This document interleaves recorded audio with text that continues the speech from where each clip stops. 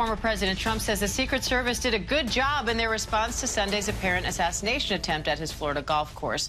He made those comments to ABC News Chief Washington Correspondent Jonathan Karl over the phone, and John joins me now for more on that. John, talk to me a little bit about this conversation. What did the former president tell you? Well, I reached out to the former president to ask him about the assassination attempt Sunday, and he was quite complimentary of the Secret Service. I asked him about the heightened threat environment and how concerned he is about it and whether or not he believes that the Secret Service has a handle on it. And I'll read you exactly what he said in response to that question.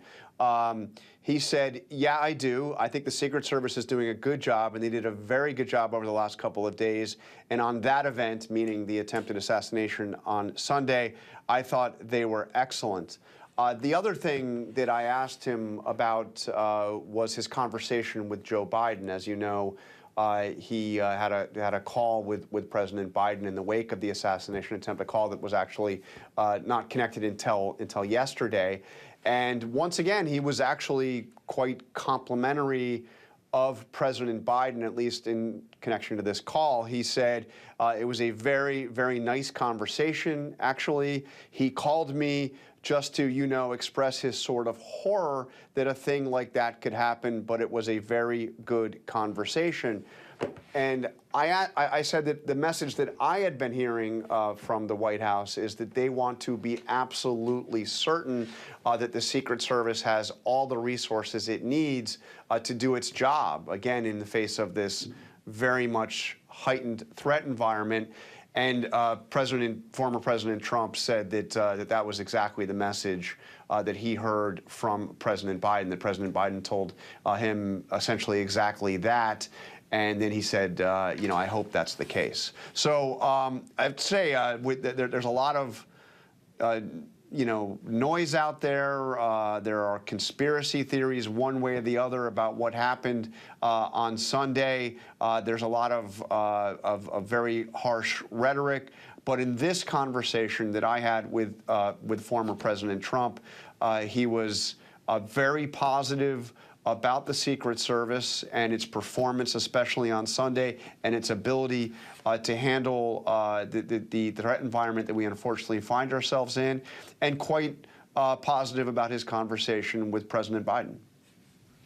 Now, John, Trump is blaming a polarized political environment. He's saying rhetoric from the vice president and from the president, for that matter, fed into at least what happened this weekend.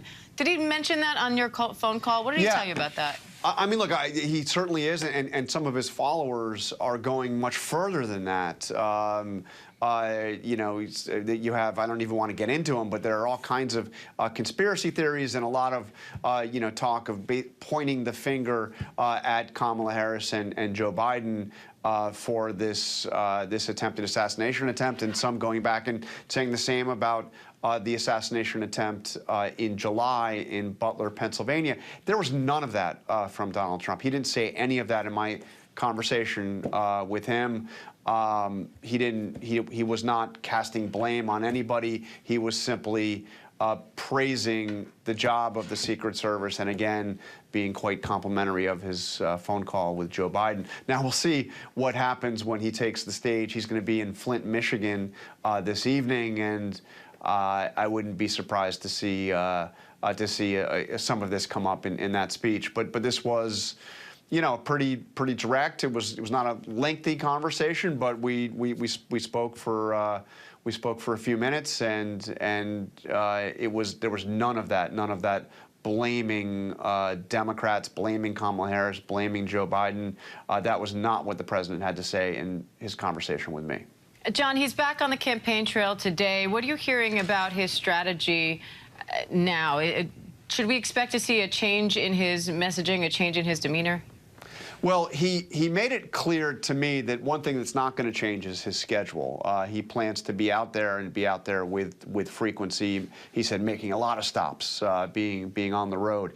Look, we are in the real thick of a campaign that is as consequential as any that I've ever covered, and one in which you hear both sides describe the outcome as being catastrophic if they don't win.